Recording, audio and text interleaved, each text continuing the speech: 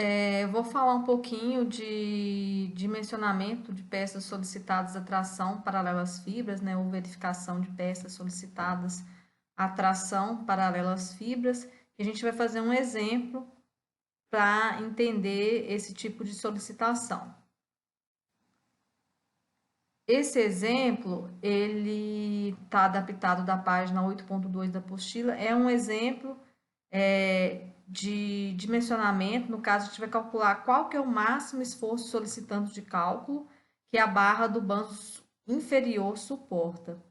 Então, nesse caso, nós não vamos verificar se a estrutura passa ou não. A gente tem uma estrutura que já está pré-dimensionada, né? A gente já tem ali as dimensões do banzo inferior, a gente vai ver para essas dimensões desse banzo inferior e para essa configuração de ligação que está ilustrada, qual que é o máximo de força que pode ser aplicado, o máximo de força de cálculo, o NSD.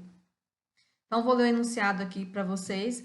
Qual o esforço solicitante de cálculo à tração paralela às fibras, NSD, em uma peça de P de 7,5 centímetros por 15 centímetros, na peça do banzo inferior, sendo que 3 centímetros é usado para o entalhe e são utilizados também dois parafusos aí de meia polegada, que dá 1,27 centímetros de diâmetro do parafuso, conforme está ilustrado. A gente vai considerar que é madeira de segunda categoria, carregamento de longa duração e classe de umidade 3.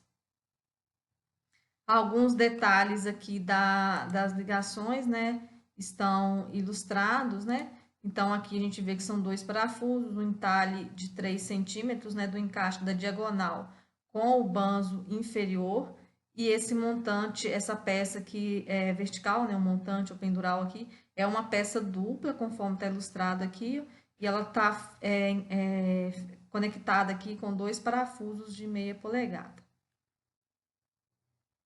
Aqui tem o corte, né, uma seção também que ilustra que as dimensões. Esse corte, então, é do banzo inferior. E aqui mostra, né, um parafuso, né, e a altura. Então, nós vamos começar fazendo a resolução seguindo os 4 passos básicos, que são esses passos agora que vocês vão usar aí para fazer o trabalho. Calcular o esforço solicitante de cálculo, calcular as propriedades geométricas, as propriedades mecânicas da madeira e, por último, verificar. Então, o primeiro passo é calcular o esforço solicitante de cálculo. Como nesse caso é o que o enunciado está me pedindo, eu deixei aqui uma interrogação, é isso que eu quero, mas eu vou seguir nos outros passos até chegar o momento que eu vou conseguir calcular esse valor. Então, vou partir para o segundo ponto, né, que é são as propriedades geométricas. Nesse caso, como é uma verificação em um dimensionamento de peça tracionada, a propriedade geométrica que interessa para a gente é a área útil.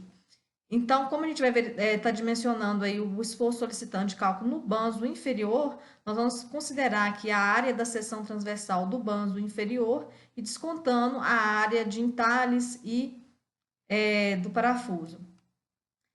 Então, a área total do banzo inferior é uma peça de 7,5 por 15 centímetros, né? Vou calcular aqui essa área em centímetro quadrado, então 7,5 vezes 15. Vou descontar a área do entalhe, né? Então, aqui no corte, o entalhe aqui, né? A altura dele aqui, o máximo é de 3 centímetros, então 3 vezes 7,5. E vou descontar também a área do parafuso. Apesar da ligação ter dois parafusos, né? Imaginando aí se a peça for romper por tração, a linha de corte vai pegar apenas um parafuso, né? Se eu passar uma linha de corte vertical pela peça, ela vai atingir ali um parafuso. Então, a área mais crítica mesmo seria quando tivesse no mesmo alinhamento a área do entalhe e a área do parafuso, que aí a peça de madeira vai estar com a pior seção transversal, né? Vamos dizer assim. Então, descontando aqui essas áreas, a área do parafuso, 0,27 vezes 7,5 e a área do entalhe, nós temos que a área útil do banzo inferior da seção transversal é 80,48 centímetros quadrados. O terceiro passo, que é as propriedades mecânicas da madeira, nós vamos calcular, no caso, o que interessa para a gente é a propriedade de tração paralela às fibras, que é o objetivo aqui do meu cálculo. É o FT0T, né? Resistência de cálculo à tração paralela às fibras, que é calculado com essa fórmula aqui. Então, a gente precisa do Kmod, que é a multiplicação de três coeficientes, né? No caso, esse enunciado ele é um pouquinho diferente dos exemplos que a gente já tem trabalhado, porque eu coloquei de propósito aí uma classe de umidade diferente, né? A gente vai trabalhar com classe de umidade 3. E para essa classe de umidade 3, o CAMOD 2 seria 0,8 e não 1, conforme a gente já usou em outros exemplos. Então, nesse caso aqui, o nosso valor de CAMOD não vai dar 0,56. Vai dar aqui, então, CAMOD 1 mantém o mesmo, né, 0,7, porque é carregamento de longa duração é madeira serrada. O CAMOD 2 vai mudar, vai ser 0,8, porque classe de umidade 3. E o CAMOD 3 é 0,8 também, porque é madeira de segunda categoria. Então, o CAMOD vai dar 0,448. Dentro ainda das propriedades geométricas, nós calculamos o CAMOD, né? 0,448. A gente precisa do FT0K e do gama T. FT0K é resistência característica à tração paralela às fibras. Ela é 70% da resistência média que a gente obtém aqui da tabela de resistência que está na norma. A tabela do anexo é da norma. Então, para o IP, a resistência à tração paralela às fibras média é 96,8 megapascal. Então, nós vamos substituir já esses valores aqui, ok? Você poderia calcular ela antes, né? Fazer 0,7 vezes esse valor que a gente olhou, 96,8. Eu já vou colocar tudo direto na fórmula. Então, o CAMOD a gente já tem, o FT0 médio a gente tem, falta o gama T. O gama T, no caso da tração, ele é 1,8. Esse valor é o que está na norma, então eu já tenho todos os dados, vou substituir aqui os valores. Nós, fazendo as contas, vai dar que a resistência à tração paralela às fibras de cálculo é 16,86 megapascal, mas vamos trabalhar com unidade Newton e centímetro, porque a gente já vai ter dessa forma a área em centímetro quadrado, né? E o esforço solicitante de cálculo em Newton. Então, a resistência à tração paralela às fibras de cálculo é 1.686 newton por centímetro quadrado.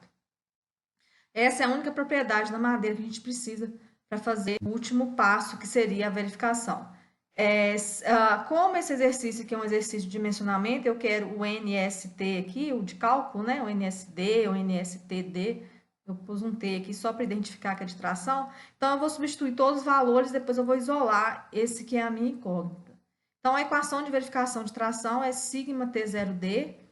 A solicitação de tração tem que ser menor ou igual à resistência de tração. O que é a minha solicitação de tração? É a força de cálculo dividido pela área útil. A área útil eu já tenho, essa aqui eu já tenho. Então, eu só vou isolar aqui a minha força solicitante de cálculo, que é o que o enunciado do exercício pede. Então, isolando e substituindo os valores que eu já calculei nas unidades aqui adequadas, né? Então, estou trabalhando com newton e centímetro. Fazendo essas contas, a gente chega aqui que a força do solicitante de cálculo, para aquela barra, tem que ter um valor máximo de 135.689 newton.